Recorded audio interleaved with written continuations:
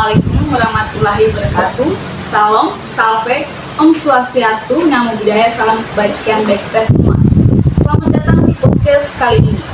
Perkenalkan, nama saya Maria Francisca Mika. Jadi, kali ini saya tidak sendirian, saya kedatangan tamu yang begitu luar biasa. Mari kita sambut Ibu Maria Kartika Dinas. Oke Ibu, selamat pagi Ibu. Apa kabar Ibu?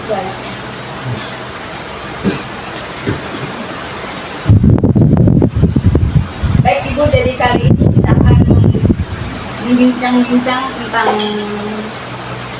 perang militer antara Rusia dan Ukraina. Menurut Ibu, apa yang menyebabkan ketegangan antara Rusia dan Ukraina sebelum konflik berskala besar pada tahun 2022 kemarin? Jadi baik, berbicara peperangan militer antara Rusia dan Ukraina ini memang sangat seru karena peperangan ini sangat sengit. Jadi baik, ketegangan antara Rusia dan Ukraina itu sudah berlangsung sejak tahun 2015, di mana Rusia menganeksasi Krim dari Ukraina, serta dalam pemberontakan separatis di wilayah Donbas, Ukraina Timur. Dan ketegangan ini diperburuk oleh keinginan Ukraina untuk bergabung di wilayah barat dan termasuk untuk bergabung dengan NATO dan Uni Eropa, yang dimana Rusia ini yang dianggap oleh Rusia ini sebagai ancaman terhadap kepentingan dan keamanan di wilayah tersebut. Jadi baik Ibu, menurut Ibu, apa sih tujuan utama Rusia dalam invasi Ukraina yang dimulai pada tahun 2022 kemarin Ibu? Dari baik, Rusia mengklaim bahwa tujuan invasi 2022 itu adalah untuk denazifikasi dan demilitarisasi Ukraina, serta melindungi bahasa Rusia, serta mempopulasi berbahasa Rusia di Ukraina Timur, yang menurut Rusia itu mengalami diskriminasi. Selain itu, Rusia menuntut agar Ukraina tidak bergabung dengan NATO dan agar Ukraina menerima status netral. Di sini banyak pengamat internasional menganggap invasi ini sebagai upaya Rusia untuk memperluas pengaruhnya di wilayah barat, di wilayah bekas Uni Soviet, dan mencegah Ukraina bergerak lebih dekat dengan wilayah barat.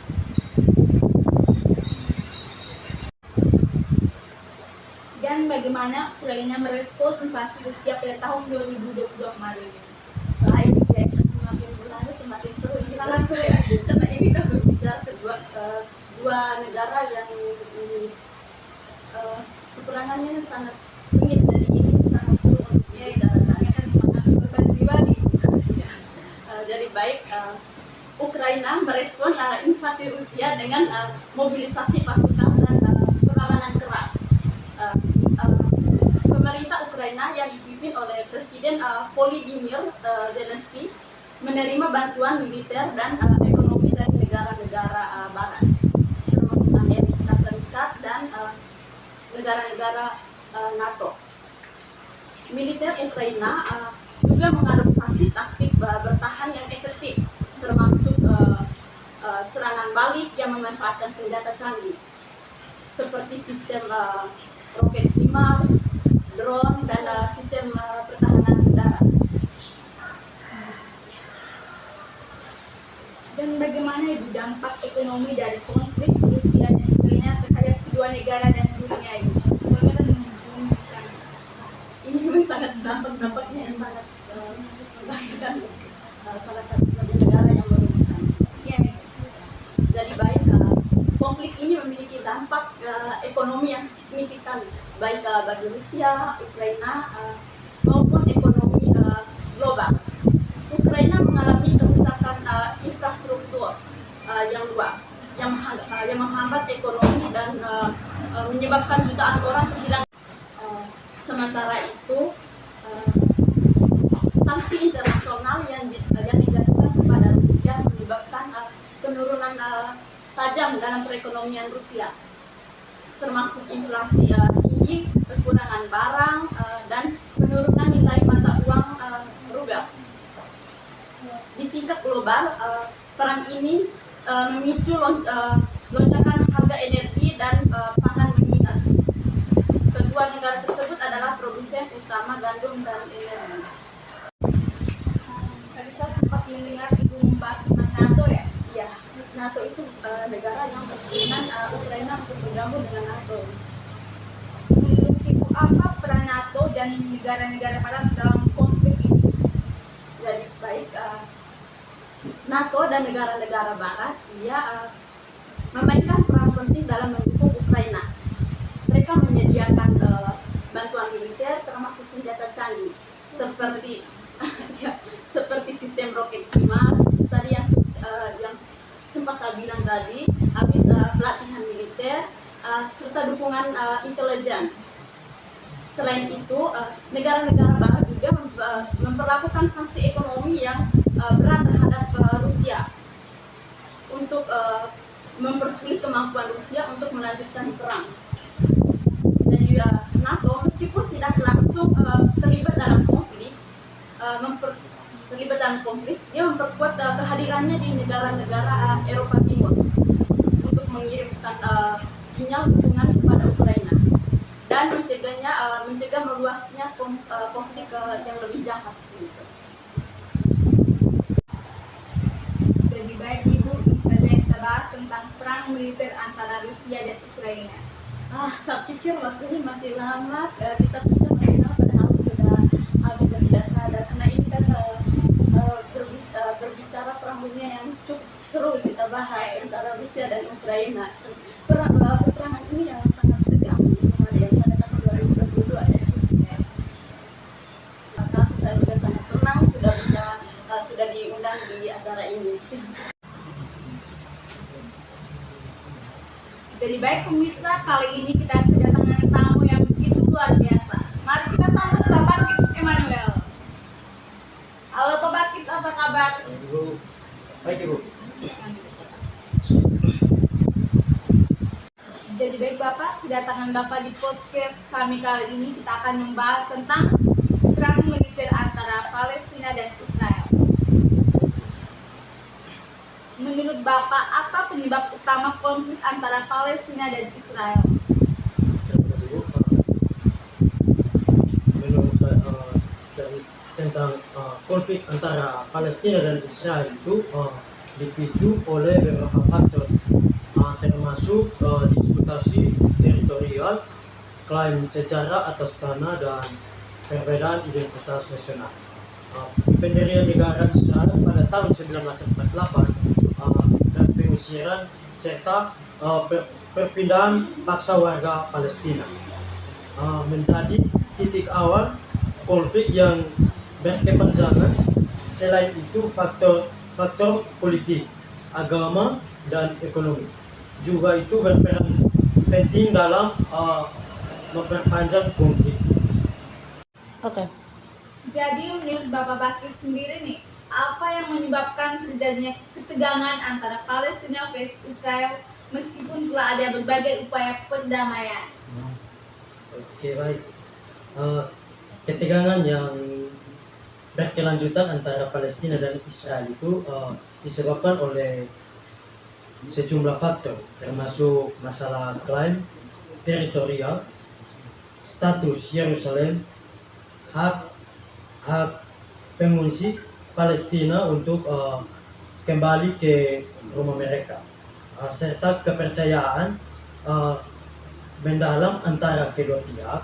Meskipun telah ada beberapa upaya perdamaian seperti perjanjian Oslo, perbedaan mendasar dalam tujuan politik, kesulitan dalam mencapai kesepakatan mengenai batas wilayah, dan mengalami kegagalan dalam mengatasi kekerasan yang terus berlanjut membuat perdamaian sulit tercapai.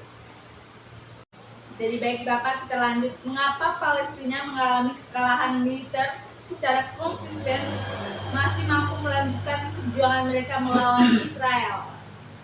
Oke baik Ibu, Palestina terus melanjutkan perjuangannya melawan Israel meskipun mengalami kekalahan militer.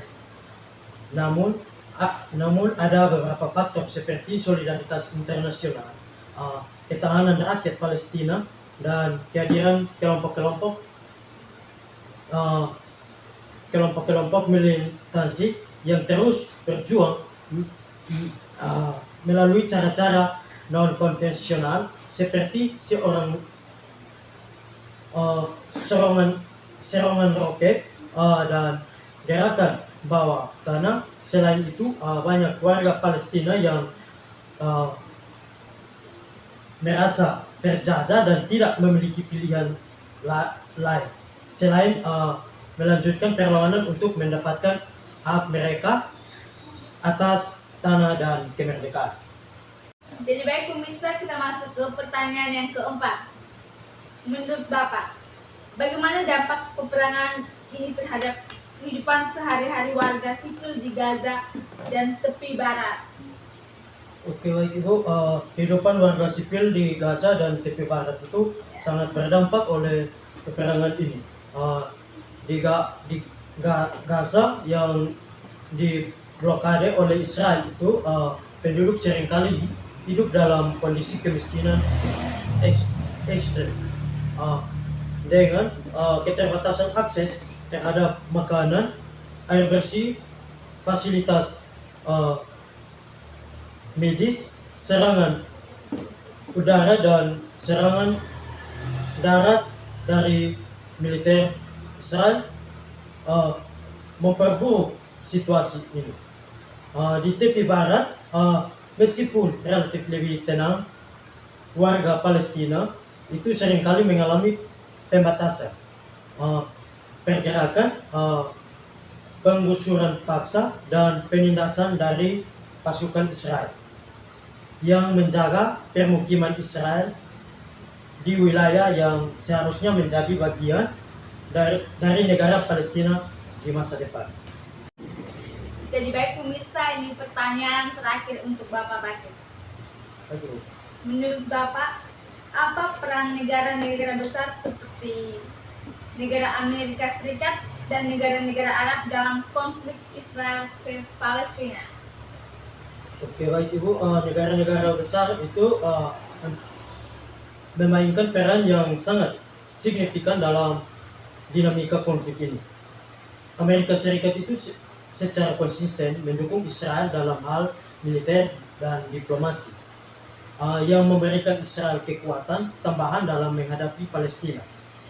Namun, ini juga membuat Palestina merasa terisolasi dan tidak mendapatkan dukungan yang memadai. Nah, di sisi lain, negara-negara Arab meskipun secara historis itu mendukung Palestina memiliki kepentingan geopolitik yang bervariasi. Beberapa negara Arab seperti Arab Saudi dan Uni Emirat Arab telah mulai merangkul Israel dalam beberapa tahun terakhir. Namun ada beberapa faktor politik dan ekonomi meskipun secara formal mereka tetap mendukung Palestina. Negara-negara ini bersama dengan organisasi internasional seperti PBB berusaha mencari solusi meskipun tantangannya sangat kompleks. Jadi baik Bapak Bakis, terima kasih sudah mampir ke podcast kami kali ini. Ya, sama-sama Ibu. Saya juga senang sekali Ibu sudah mengundang saya untuk mengikuti podcast kali ini. Jadi baik Bapak, terima kasih banyak.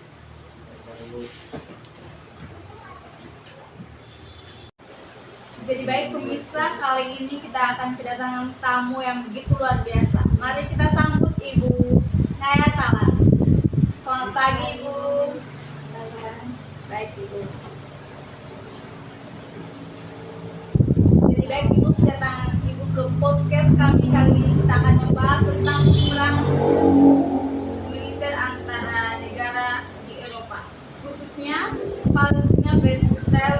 Ukraina versus Rusia.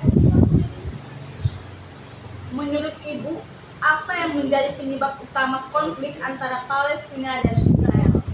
Ya baik itu, kalau menurut saya penyebab utama konflik Palestina Israel yaitu klaim yang saling bertentangan atas wilayah yang sama, khususnya di Yerusalem dan di kawasan tepi barat serta jalur Gaza. Sejak awal abad ke-20, berdirinya negara Israel di tanah yang dianggap sebagai milik bangsa Palestina, memicu ketegangan etnis, agama dan nasional. Seketika ini semakin diperparah dengan isu pengakuan keselamatan, hak kembali pengungsi Palestina dan kontrak atas wilayah suci di Yerusalem. Jadi baik Ibu, menurut Ibu, apa dampak utama konflik Palestina dan Israel terhadap masyarakat sipil di wilayah tersebut? Oh ya baik, kalau itu dampak utama konflik ini terhadap masyarakat sipil meliputi korban jiwa, cedera dan pengungsian, dan terutama psikologis. Banyak warga Palestina di jalur Gaza dan tepi barat menghadapi situasi ekonomi yang sangat sulit akibat peperangan ini, sehingga kualitas hidup mereka itu sangat menurun serta signifikan. Jadi baik Ibu, tadi kita sudah membahas tentang perang militer antara Palestina dan Israel. Sekarang kita menuju perang antara Rusia dan Ukraina. Jadi baik Ibu, menurut Ibu apa yang menjadi faktor utama penyebab konflik antara Ukraina dan Rusia? Baik Ibu, kalau faktor utama konflik Ukraina dan Rusia adalah perebutan pengaruh politik dan geopolitika antara kedua negara tersebut, terutama setelah Ukraina menunjukkan keinginannya untuk lebih dekat lagi dengan Uni Eropa dan dengan NATO. Rusia merasa hal tersebut mengancam keamanan nasionalnya dan kemudian menganeksasi Crimea pada tahun 2015 ya, dan konflik ini memuncak kembali pada tahun 2022 ketika Rusia melancarkan inovasi tersebut, inovasi besar-besaran ke wilayah Ukraina untuk mengamankan kepentingan di kawasan tersebut. Jadi baik Ibu, apa upaya yang telah dilakukan oleh komunitas internasional untuk menghentikan konflik ini? Baik, untuk upayanya konflik Palestina dan Israel, komunitas internasional sering mendorong perundingan damai untuk mendamaikan Palestina dan Israel melalui negosiasi antara kedua belah pihak negara tersebut.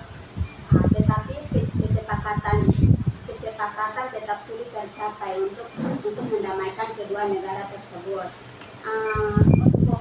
Kalau untuk konflik Ukraina dan Rusia, sanksi ekonomi diberlakukan di Rusia, dan dukungan militer serta bantuan kemanusiaan di Ukraina. Selain itu berbagai organisasi internasional termasuk PBB juga Ibu, termasuk PBB juga telah mengirimkan gencangan senjata dan perundingan damai untuk mendamaikan keempat negara tersebut. Namun konflik masih berlangsung karena perbedaan kepentingan yang diskusikan Ibu antara pihak-pihak yang terlibat. Jadi baik, terima kasih sudah datang ke podcast kami kali ini. Baik, terima kasih karena saya telah diundang dalam podcast kali ini. Saya sangat senang. Terima kasih. Terima kasih Ibu. Jadi baik pemirsa, berikutnya kita sambut bintang tamu kita, Pak Gedi Riu. Silakan masuk Pak. Selamat pagi, Selamat pagi Pak. Apa kabar Pak? sehat selalu. Baik Pak. Jadi kali ini saya mengundang Bapak ke podcast kami kali ini untuk membahas perang antara Palestina dan Israel. Jadi menurut Bapak, apa yang menjadi inti persoalan dari konflik Palestina dan Israel? Oke, baik. Konflik antara Palestina dan Israel terpacu oleh Beberapa faktor ya Pak?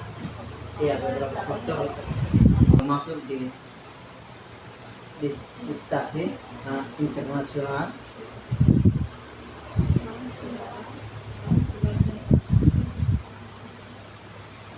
di pelayan sejarah atas tanah dan perbedaan identitas nasional pendirian negara Israel. Pada tahun 1948 dan pengusiran serta perpindahan paksa warga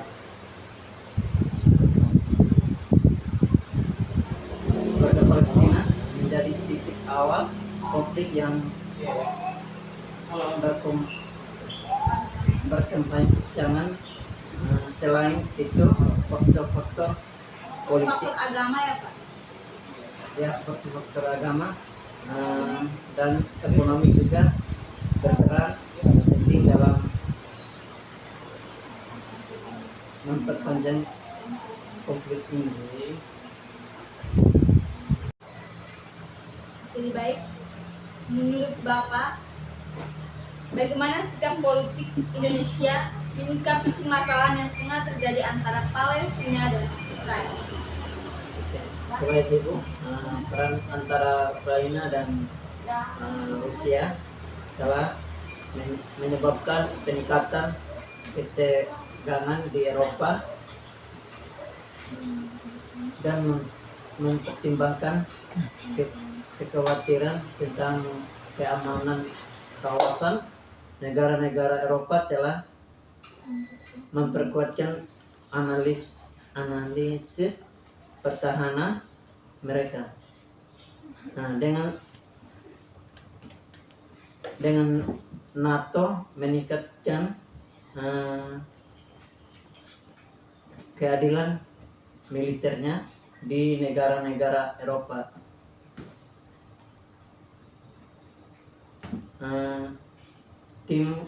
Timur.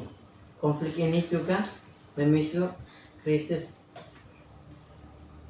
energi,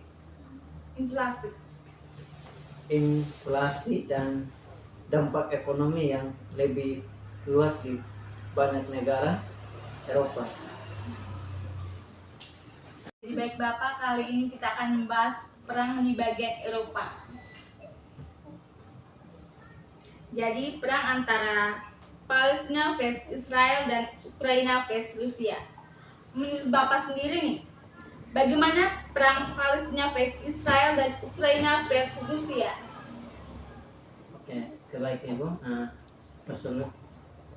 Resolusi konflik Palestina Israel seringkali dilakukan melalui negosiasi damai yang melibatkan berbagai pihak internasional yang termasuk PBB Bapak. PBB, Asia dan Uni Eropa.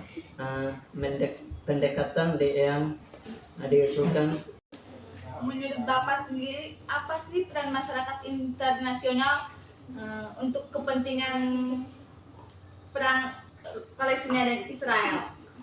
Oke, baik. Menurut saya masyarakat internasional berperan penting dalam upaya mediasi dan perang dan konflik dalam konflik Palestina Israel. Organisasi internasional seperti BPW. Jadi baik Bapak, terima kasih sudah datang ke podcast kami kali ini. Terima kasih juga.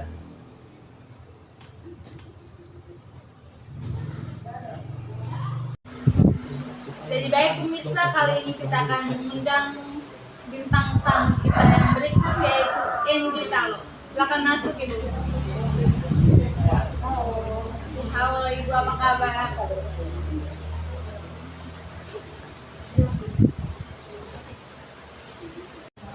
Jadi baik pemirsa, kita membahas lebih lanjut lagi tentang perang militer. Jadi baik Ibu, menurut Ibu bagaimana dampak keputusan PBB pada tahun 1947 terhadap pembentukan negara Israel dan eskalasi konflik dengan Palestina?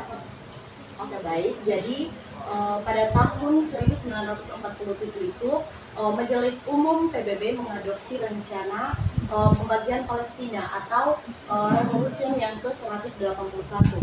Nah, mereka membagi wilayah Palestina menjadi dua wilayah yang dikelola oleh Inggris. Nah, yang pertama itu mereka membaginya untuk Yahudi dan yang kedua untuk Arab, dengan Yerusalem menjadi wilayah internasional. Nah, meskipun vonis menerima rencana ini, menurut Ibu bagaimana dampak keputusan PBB pada tahun 1947 terhadap pembentukan negara Israel dan eskalasi konflik dengan Palestina? oke, jadi baik, pada tahun 1947 itu Majelis Umum PBB mengadopsi rencana pembagian Palestina atau Revolution yang ke-181, yang dimana mereka membagi wilayah Palestina yang dikelola oleh Inggris menjadi dua wilayah. Nah, satu itu untuk Yahudi dan satunya lagi untuk Arab, dengan Yerusalem menjadi wilayah internasional. Nah, meskipun vonis menerima rencana ini, namun banyak dari negara Arab dan penduduk Palestina yang menolak rencana tersebut. Mereka menganggap itu sebagai pembagian tanah mereka tanpa persetujuan dari Palestina. Nah, ketika itu Israel memproklamirkan kemerdekaannya pada tanggal 48. Nah, negara-negara Arab, disitulah negara-negara Arab mulai menyerang dan mulailah perang antara Arab dengan Israel pada tahun 1948. Nah, konflik ini yang menyebabkan eksodus besar-besaran bagi pengungsi Palestina yang hingga kini menjadi sumber ketegangan utama antara kedua negara tersebut, maksudnya antara negara Israel dengan negara Palestina. Baik Ibu, apa sih yang menyebabkan kegagalan proses damai Israel dan Palestina seperti yang terlihat dalam perjanjian Oslo? Nah, meskipun perjanjian Oslo pada tahun 1993 di mana mereka memberikan harapan untuk penyelesaian damai, namun terdapat banyak faktor yang menyebabkan kegagalan. Nah, kegagalan tersebut ialah yang pertama, adanya ketidaksetaraan dalam implementasi, di mana meskipun Israel mengakui otoritas Palestina dan memberi otonomi terbatas, namun ekspansi permukiman Israel di terbarat terus berlanjut, di mana yang dianggap oleh Palestina sebagai pelanggaran dari perjanjian mereka. Nah, kegagalan yang kedua itu ialah terdapat masalah-masalah seperti status Yerusalem, hak pengungsian Palestina, dan pembatasan tetap yang tidak terselesaikan. Nah, faktor yang ketiga yang menjadi kegagalan dari perdamaian mereka ialah kurangnya kepercayaan antara kedua belah pihak, ditambah lagi dengan perpecahan internal di kalangan Palestina antara Fatah dan Hamas, serta keberadaan kelompok ekstremis yang menghambat perdamaian lebih lanjut dan menghalangi tercapainya solusi antara dua negara tersebut. Jadi baik Ibu, mengapa Rusia menganggap ekspansi NATO ke timur sebagai ancaman terhadap keamanannya, dan bagaimana hal ini berhubungan dengan invasi Ukraina? Ya, baik. Jadi Rusia melihat ekspansi NATO ke timur itu sebagai ancaman terhadap pengaruh strategis dan keamanan nasionalnya, karena aliansi militer ini semakin mendekat pada perbatasan Rusia.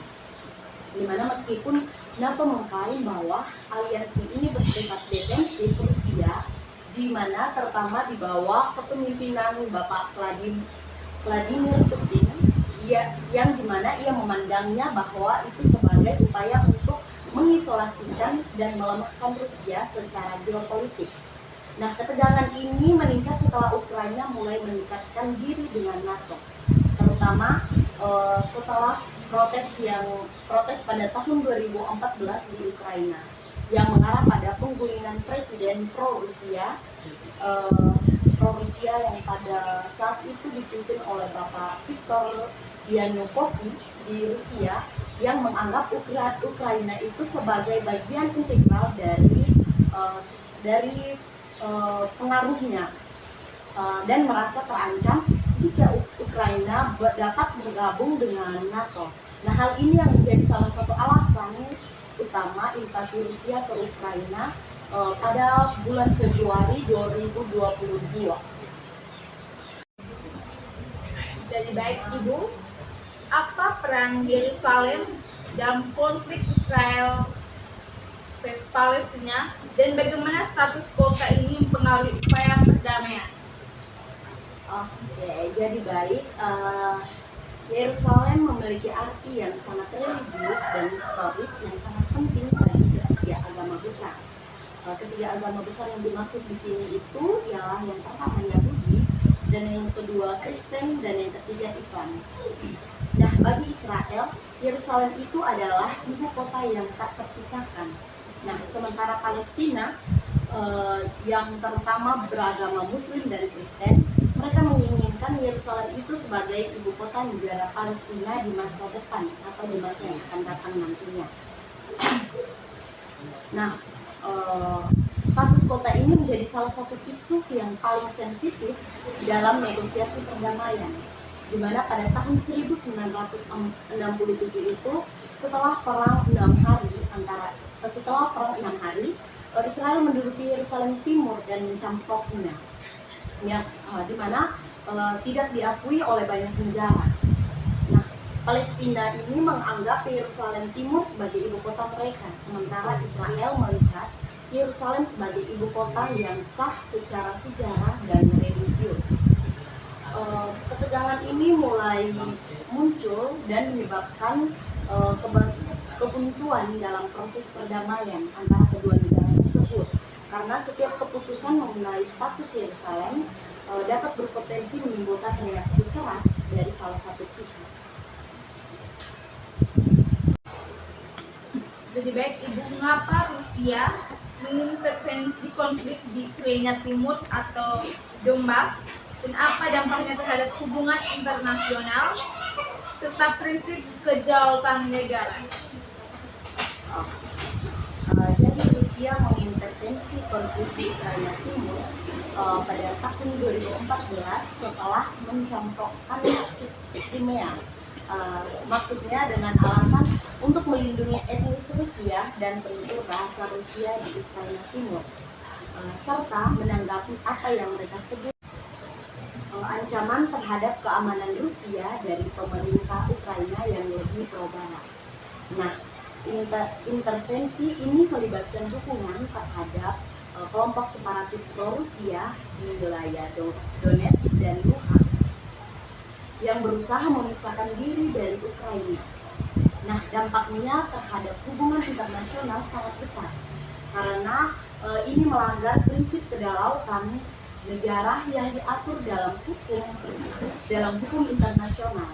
Nah, ini juga memicu sanksi ekonomi terhadap Rusia dan menciptakan ketegangan dengan negara-negara Barat.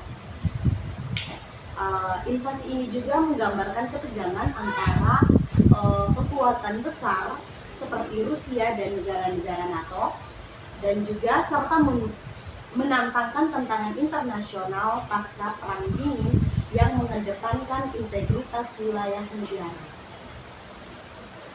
Jadi baik Ibu, terima kasih sudah mampir ke podcast kami kali ini.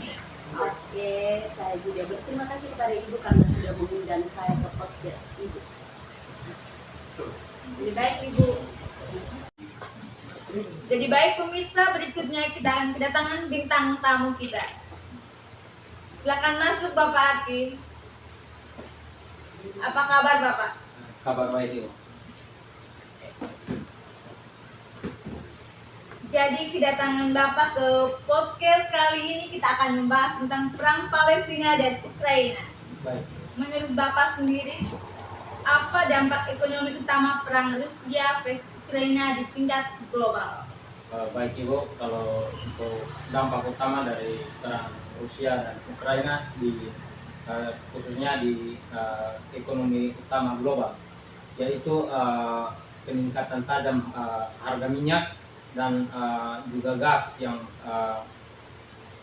berpengaruh pada tingkat ekonomi global dan pasokan energi global, terutama gas alam dan juga minyak. Dan